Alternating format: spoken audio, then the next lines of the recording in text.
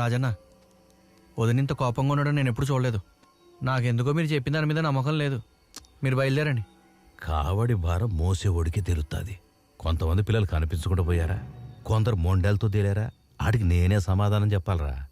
నాకెందుకో మీ వదిన మీదే అనుమానం రా. భూత వైద్యుణ్ణి రమ్మని చెప్పినాను, ఇంక నువ్వు ఆగు. తన మీద తప్పు లేనప్పుడు మీ వదిన ఎందుకు భయపడుతున్నట్టు? ఇదిగా వచ్చినట్టున్నాడు. వెళ్తానండి. రండయ్యా. నమస్కారం.